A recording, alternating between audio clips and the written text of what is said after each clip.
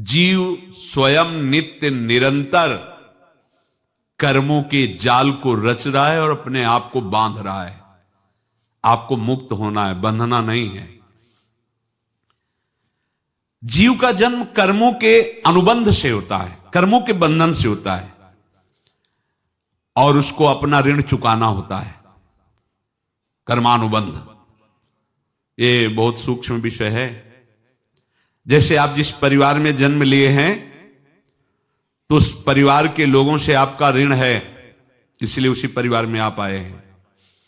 और ऋणानुबंध उसको बिना चुकाए या बिना वसूल किए आप वहां से जाएंगे नहीं। आपको लेना है तो वसूल करना है और देना है तो चुकाना है। ये पूर्व के जन्मों से निश्चित किया गया है।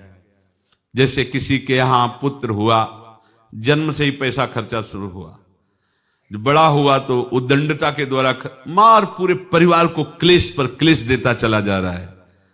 ये तुम्हारे कर्म का फल है। या ऐसे शक्तिहीन बुद्धिहीन ऐसे पागल पूरे जीवन सेवा करो, तुमसे अपना हिसाब चुकाने के लिए वो आया है। अब परिवार के जो सदस्य जुड़े आके, मतलब पत्नी आते ही पूरी हृदय में आनंद, परिवार में आनंद, और जीवन भर वो आनंद ही सुख देने के लिए उसका जन्म हुआ। वो अपना ऋणानुबंध मुक्त, और आते ही भयंकर क्लेश खड़ा कर दिया, बीच में दीवाल और झगड़ा वैसा, फिर अतरे दिन मारपीट शुरू, कलह अशांति, पूरा जीवन नरक हिसाब करने आए। यहां ऋण चुकाए बिना कोई जा नहीं सकता, ऋण चुकाना पड़ेगा। किसी का ऋण वसूल करना है तो किसी को ऋण चुकाना है, दोनों काम करने होते हैं। अनेक जन्मों में अनेक लोगों के साथ हमने जो बर्ताव किए हैं, अच्छे या बुरे, वो होंगे। अब किसी आदमी को हम जानते नहीं, अचानक मिला, अचानक टक्कर लगा और मार पीट गाली गुप्ता सब कर दिया, चुपचाप सह लो। क्यों? ये आपका हिसाब है, पूर्व का हिसाब। हमारा उससे कोई द्वेष नहीं, कोई संकल्प नहीं। अचानक घटना घटी और हमसे द्वेष करने लगा, हमें पीटने लगा, हमें गालियां दे, ये हिसाब है, चुपचाप सह जाओ। अपने घर का भाई ही भारी दुश्मन बन गया और क्लेश दे, हिसाब है।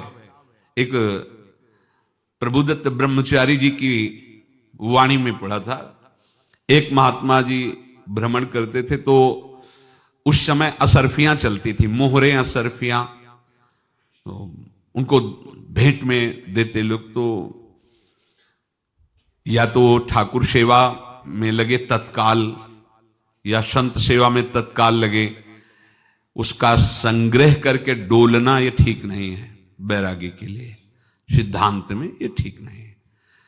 तो जब 2, 4, 6, 8 ऐसे मोहरे हुई तो उन्होंने विचार किया कि और भ्रमण करके जब काफी मोहरे हो जाएंगी तो प्रयागराज में जब कुंभ पड़ता है, एक बार पूरे सब अखाड़े के संतों को, अलग अलग संप्रदाय सब संतों को बुलाएंगे और सबको पुआएंगे।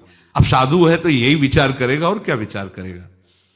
तो उन्होंने ऐसे डंडा बनवाया, बेंत, जो ऊपर से चूड़ीदार और भीतर पोला, और मोहरे उसमें डालते गए। और भ्रमण, जहां जहां श्रद्धालु भगत थे सबके यहां जाना और इच्छा रखना कि एक मोहर तो दे दे दक्षिणा में। कामना कोई भी हो वो बांधती ही है, ध्यान रखना। इसीलिए प्रभु जो चाहे वो करे, अपनी चाह नहीं रखनी चाहिए, अपनी चाह प्रभु की चाह में मिला देनी चाहिए। धीरे धीरे वो छड़ी भर गई। भ्रमण करने वाले महात्मा चूड़ी लगाई, इंतजार करते रहे। जब प्रयाग का कुंभ पड़ा तो चले। तो रास्ते में एक गांव में पूछा जाता है, जैसे कहीं रुको कि कोई श्रद्धालु ऐसा है जो संत सेवी है।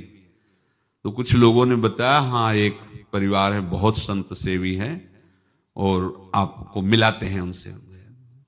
हाँ ये महाराज घर में रुका, खूब अच्छा हलवा पूड़ी पवाया, और जो घर के मालिक थे चरण दबाए। चरण दबाते दबाते उनकी दृष्टि पड़ी उस डंडे पे, इतना मोटा और ऊपर से कुछ चूड़ी सी भी नजर आ रही, इस डंडे में तो कोई रहस्य है ही है। अब महात्मा जी को खवा पिला के सुला दिया। महात्मा जी जब सो गए तो पत्नी से धीरे से कहा, वो डंडा लाओ बाबा जी का डंडा। वो चूड़ीदार जो ही खोला पलटाया तो सैकड़ों मोहरे। ऐसे संत रोज पधारे भगवान, तुम आनंद हो जाए फिर क्या। पत्नी से कहा, नाप के कंकड़ लाओ। वो तो महात्मा जी तो खाए खीर पूड़ी, आराम से सो रहे। रात में पूरी प्लानिंग करके उसमें कंकड़ भर के चूड़ी लगाकर सिराने रख दिया, सारी मोहरें हटा ली। महात्मा जी आराम से छड़ी उठाए तो वजन पक्का। वैसे बड़े लोग चतुर होते हैं, पर ये नहीं जानते कि कर्म कितना भयानक होता है। और उनकी कोई संतान नहीं थी, पर धन में इतना प्रेम उनको था। बहुत सावधान। साधु महात्माओं के पास जो अर्थ है, गृहस्थी अगर आता वहीं से है, पर अगर उसको जोर जबरदस्ती या किसी छल कपट से, तो वो उसका विनाश ही करता है। आज तक का प्रमाण है। अब उनको ये भाव पता नहीं होगा, या पता होगा तो लोभ के कारण वो उसको मान नहीं पाए होंगे। महात्मा जी गए प्रयाग में, किसी अखाड़े पर रुके और वहां प्रार्थना की कि कल जो है संपूर्ण अखाड़ों का निमंत्रण किया जाए और सब संतों को भोग पवाया जाए और उनको दक्षिणा भी दी जाए। महंत ने सोचा कि बहुत बड़ा है तो उत्सव है, क्योंकि प्रयाग में कितने हजारों संत महात्मा सब। उनका महाराज बोरों इसमें चीनी और टीनों घी लगेगा, सब व्यवस्था। बोले आप मंगाइए, एक एक हिसाब हम करेंगे, हमारे पास सब व्यवस्था है। बोले कुछ तो पहले दे दो, इकट्ठे देंगे हम। उनको था कि अगर हम छड़ी खोला और दो चार मोहरे दी, किसी को पता लग गया तो गड़बड़ हो सकती। बोले हम भंडारे के समय आखिरी में सब कुछ आपको दे देंगे। ठीक है। वो अपने पास से पैसे लगाकर खूब जितना सामग्री सब लाए, लाखों की, और सब संतों को निमंत्रण कर दिया। संत जन निमंत्रित हो गए, भंडारा बन रहा है। तब वहां के महंत है, उनका देखो भंडारा भी बन रहा है, संतों को निमंत्रण। अब आप अर्थ की व्यवस्था कीजिए, क्योंकि इतनी बड़ी हमारी सामर्थ्य नहीं थी जितना हमने किसी तरह हमने व्यवस्था की। अब मुझे अर्थ चाहिए, तभी आगे की व्यवस्था बढ़ेगी। संतों को दक्षिणा देंगे और जिनसे अर्थ लिया उनको दे। देखो रसोई बन गई है सब। उनका छत में विश्वास नहीं तो ये अभी चूड़ी खोली। उनको तो था ना कि मोहरे हैं, कंकड़। तो अब जैसे कितना उनको सदमा लगा होगा। हजारों संतों का निमंत्रण, रसोई बन, मतलब संत हो के छल कपट। तो उनका महाराज आपने तो हमारा नाश कर दिया, जो महंत थे। अब बताओ रसोई बन गई, संत निमंत्रित हो गए, और आप ये कंकड़ दिखा रहे हैं हमको। आपने तो हमें बर्बाद कर दिया। हमारी इतनी सामर्थ्य नहीं थी, आप पहले बता देते। संत होकर ऐसा छल कपट। अब वो बोले तो क्या बोले, क्योंकि उनको पता था कि मोहरे हैं इसमें। अंदर से उनका चिंतन गया उसी सेठ के पास, अच्छा ऐसा धोखा हमारे साथ किया, भोगोगे तुम। ये जो निकलता है ना भोगोगे, ये अकाट्य होता है। क्योंकि किसी का भी हृदय, मान लो किसी भी जीव जंतु को आप कष्ट दें और उसका हृदय आह भर जाए, तो वो आह वज्र की लेख है, तुम्हें भोगना पड़ेगा। वो देखो भीष्म जी को भोगना पड़ रहा है ना।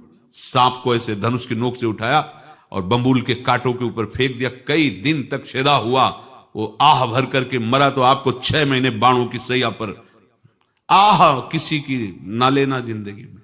कोई ऐसा कोई आह भर करके कह दिया तुम समर्थ हो, हम तो कुछ कर नहीं सकते, और अंदर से दुखी, फिर तुम्हारी सामर्थ्य काम नहीं करेगी, मिट्टी में मिला देगी। फिर ये तो संत थे, और भगवत आराधना के लिए, संत आराधना के लिए ही ऐसा किए हुए थे। अब इनका कैसे मुंह दिखाएं, अब क्या करें। सुबह संत जन आएंगे, सबके बीच में हमारी कि देखो इन्होंने, अब क्या करें। गए और संगम में जाके छलांग लगाई, अपने प्राण त्याग दिए। अब उनके तो पास मोहरे थी और व्यापार बढ़ा, और 9-10 महीने बाद ही लड़का हुआ।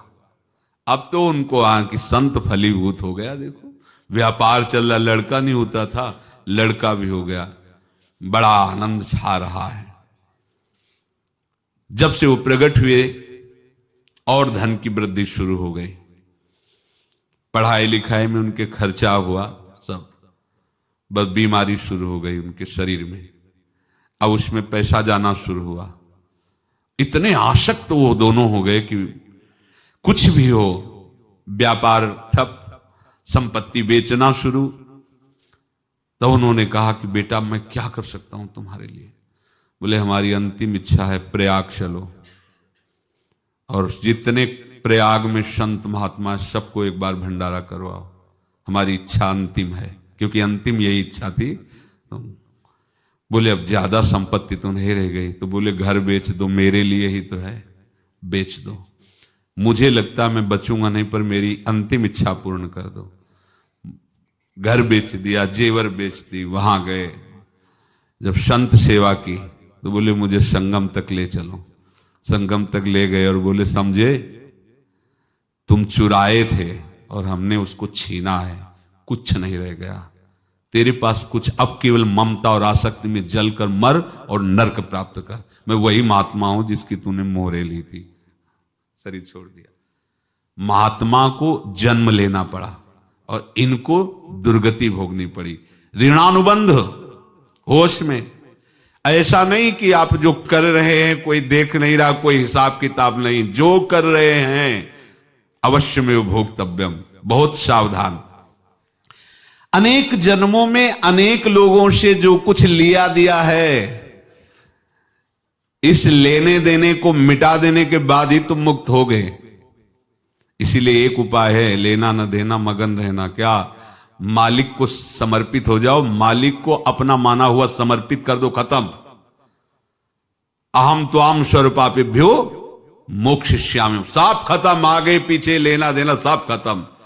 एकादश स्कंद में भगवान श्री कृष्णचंद्र जी ने कहा जो मेरे चरणों का आश्रय लेकर मेरा भक्त मेरा भक्ति करता है, उसके पितृ ऋण, मातृ ऋण, देव ऋण, ऋषि ऋण, सब ऋणों से मैं मुक्त कर देता हूं। बस यही एक उपाय है जो इसके बंद करने का उपाय भक्तों के लिए है, वो यही है, भगवान की शरण में होकर अपना माना हुआ पूरा भगवान के अर्पित कर दो। अर्पित करने का तात्पर्य उसमें अहम हटा दो। तो दियम वस्तु गोविंदम तुभ्यमेव समर्पये। जिनसे तुमने सेवा करवाई है उनकी सेवा करनी पड़ेगी, जिनसे तुमने जो कुछ लिया है उनको देना पड़ेगा। ये लेने देने का व्यापार जब तक समाप्त नहीं होगा तब तक तुम्हारा जन्म मरण चलता रहेगा। अब आपको यहां समझना है, यदि आपसे किसी ने पैसे लिए बेईमानी करके नहीं दे रहा है तो आप उसको गाली मत दीजिए, आपने बेईमानी की थी इसलिए आपकी बेईमानी हुई है, ले गया, कोई बात नहीं है, बंधन से मुक्त हुए, जो बोझा था चला गया। उसको ऐसा ना देखे कि ये बेईमान हमारे रुपए मार लिए, अब जो कुछ होगा देखेंगे। अगर आप आगे नया कुछ करते हैं तो फिर आगे का हिसाब आपको भोगना पड़ेगा, ध्यान रखना। ऐसा नहीं है कि आपको भोगना नहीं पड़ेगा। एक ही उपाय है कि अब जो शरीर धारण किए इसी में जो भोग ले, आगे ना होना चाहिए। तो क्या करे? सर्वतो भावेन भगवान की शरण ले ले। ये तो सर्वाणि कर्माणि मयि सन्न्यस्य मत्पराहा अनन्येनैव योगेन माम ध्यायन्तु उपासते तेषामहं समुद्धर्ता मृत्यु संसार से। ये बड़ा कठिन है पार होना, कोई छोटी मोटी बात है। एक महात्मा बाल्यावस्था से भजन करते थे, शालिग्राम भगवान पास रखते थे और उन्हीं की आराधना करके बस पाठ, नाम, जप और भ्रमण करते थे। यौवन अवस्था थी, गंगा जी के किनारे अपने ठाकुर को विराजमान करके स्नान करने के लिए कपड़ा ही उतार रहे थे कि 90 लोग आ गए, भाला तलवार सब ले, मारो मारो इसको मारो, घेर लिया। तो उन्होंने हाथ जोड़कर कहा हमने क्या अपराध किया, कोई सुन ही नहीं रहा। तो उन्होंने कहा मार तो डालोगे ही आप 90 लोग, हम कोई अस्त्र शस्त्र तो लिए नहीं, एक बार हमें गंगा में डुबकी लगा देने दो और अपने ठाकुर को स्नान करा देने दो, फिर इसके बाद आप मार देना। भगवत इच्छा से वो लोग रुक गए, स्नान किया और अंदर से प्रार्थना की, प्रभु ये क्या लीला है आपकी, आपके सिवा मेरा कोई है नहीं और ये मुझे मारना चाहते हैं। तो भगवान ने जानते हो क्या कहा उनके अंतर में, तुम मेरे में ध्यानस्थ हो करके शरीर को छोड़ो, ये लोग मारेंगे। ये मेरे भजन का फल है कि तुम्हें 90 जन्म नहीं लेना पड़ेगा, एक ही जन्म में 90 मिलके। तुमने 90 हिंसा की थी, पूर्व में, तो तुम्हें 90 बार जन्म लेना होता और एक एक करके मारते। ये मेरे भजन का प्रताप है कि एक बार में ही 90 का हिसाब हो जाएगा। तुम आंख मूंदो, मेरे ध्यान में मगन रहो, मेरे प्रताप से तुम्हें कोई चोट नहीं होगी और स्वाभाविक मूर्छावस्था में प्राण तुम्हारे छूट जाए। ऐसा ही हुआ, ऐसा हुआ। तो ये बात समझ लो कि ये जो कर्मानुबंध है, ऋणानुबंध है। अब देखो, अगर शाप महात्माओं ने दिया कि तुम्हारे वंश का इससे विनाश होगा, तो भगवान भी परम धाम जा रहे तो उसी कील से, बाण की नोक में जो मछली लील गई थी छोटा कण, उसी से की नोक बनाई और उसी नोक को प्रहार किया। भगवान के श्री चरण में वही बाण की नोक लगी और भगवान ने स्वीकार किया ना। भगवान का बड़ा लीला विचित्र है। अगर छुप करके उधर रामावतार में बात, तो इधर ऐसे स्वीकार किया है भगवान ने। ऐसा कहीं नहीं दिखाया कि मैं भगवान हूं तो मैं अपने लिए, ऐसा नहीं दिखाया। नारद जी का हित किया पर नारद जी ने श्राप दिया तो भगवान ने स्वीकार किया। बंदरों ने ही सहायता की, जैसा बोले थे वैसा। ये लीला इस शरीर में भोगनी पड़ेगी। हाँ, ज्यादा को कम में भुगता देंगे, पर अब अगला शरीर ना मिले इसके लिए सर्वतो भावेन भगवान के आश्रित हो जाए। जैसे आपने दुकान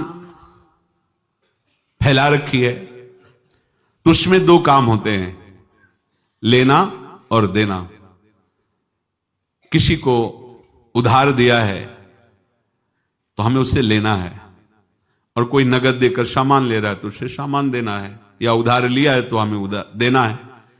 अब अगर दुकान बंद करनी है तो तुम्हें देने वालों पर जोर देना है, लेने वालों पर जोर नहीं। लेने वाला तो जाओ हम क्षमा किया, समर्पित किया, हमारा कोई संबंध नहीं, खत्म हो जाए, वो खुशी हो जाएगा। लेकिन देने वाला तुम अगर दुकान भी उठा दोगे तो जहां भी रहोगे तुम्हारे पास वो आएगा, लाइए हमारा। तो देने पर नजर रखिए, जिसका जिसका हिसाब है वो आपके सामने आता जाए, हटाते जाओ। लेने पर नजर मत रखिए और दुकान फौरन उठा दीजिए, नहीं अगर लेते देते रहे तो चलता रहेगा। आगे चलकर कुछ लेना न देना, मगन रहना बस अपने प्रभु के चिंतन में। अब हम कैसे जाने कि किसको क्या देना है, हमें क्या पता? तो हम पूरा हिसाब जिनको पता है उनको दे देते हैं, समझ रहे हो? उनको पता है क्या लेना है क्या देना है, तो इनके पास पहुंच गए या सरकारी हिसाब से सब बराबर कर देंगे। हमको अपनी जिम्मेवारी इनकी चरणों में समर्पित कर देना है, तभी हम जीवन मुक्त होंगे। ये रहस्य की बात है। प्रभु कह रहे हैं, यस्य सर्वे समारंभाः काम संकल्प वर्जिताः ज्ञानाग्नि दग्ध कर्माणं तमाहु पंडितम बुधाः। जिसके संपूर्ण कर्मों के आरंभ संकल्प और कामना से रहित हैं, तथा जिसके संपूर्ण कर्म ज्ञान रूपी अग्नि से जल गए हैं, उसको ज्ञानी जन भी पंडित कहते हैं, बुद्धिमान कहते हैं। पूज्य श्री भाई जी महाराज कह रहे हैं, जैसे वहां ज्ञानाग्नि से दग्ध कह रहे हैं, तो अपने वृंदावन वासियों का प्रेमाग्नि से सब कर्म संस्कार दग्ध होते हैं।